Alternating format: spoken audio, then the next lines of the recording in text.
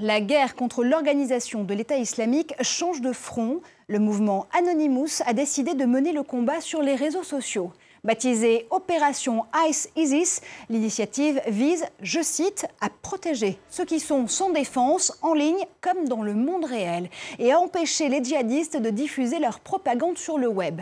Les activistes n'acceptent que très rarement de s'exprimer dans les médias. Annelise Borges a recueilli leurs propos pour Tech24. Un des membres du réseau revient sur les raisons qui ont poussé Anonymous à se lancer à l'assaut de l'organisation de l'État islamique. Écoutez. Première raison, nous voulions que le public comprenne à quel point la situation est urgente en Irak avant que les médias mainstream ne prennent une direction sérieuse et parlent de la menace de l'organisation de l'État islamique. Nous avons été parmi les premiers à parler au monde avec la vidéo que nous avons mise sur YouTube et à expliquer comment l'organisation de l'État islamique est née. Nous avons également dit que les USA ne sont pas sans reproche car ils ont indirectement contribué à la crise dont nous sommes les témoins aujourd'hui. La deuxième raison est que nous voulions être sûrs que le public sache que l'organisation de l'État islamique ne représente pas la religion islamique. De nombreuses fois, il y a eu confusion et haine lorsqu'un groupe se revendiquant de l'islam faisait surface. Nous ne voulions pas que cela se reproduise.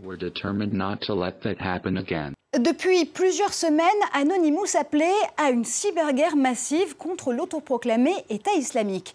Mais certains critiquaient une sorte de double langage entre régulation et censure. Les hackers ont donc dû revoir leur stratégie tout en s'expliquant sur leurs intentions.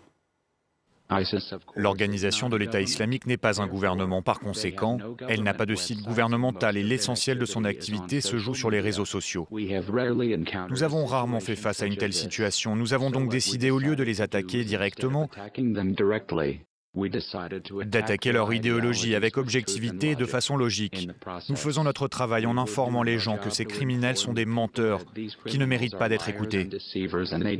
Nous avons cité les règles de conduite de l'islam qui incluent l'obligation de ne pas porter atteinte aux prisonniers de guerre ou l'interdiction d'attaquer les ministères. Nous avons aussi cité le prophète Mahomet qui dit que toute personne qui brise ces règles doit être exclue de la communauté. Les exposés changent radicalement l'influence qu'ils ont sur les réseaux sociaux et les montrent pour ce qu'ils sont, des gangsters qui détournent la religion musulmane. Et Anonymous continue à mener plusieurs actions pour combattre les atteintes aux libertés en ligne. De quelques sources que ces menaces proviennent. Prochain rendez-vous déclaré, ce sera le 5 novembre. La branche française du groupe d'activistes appelle à une journée d'action contre l'ultra-surveillance. Alors, Guillaume Gralet, est-ce que c'est si simple que ça quand on est un hacker, même un pirate de haute volée, de combattre le terrorisme en ligne?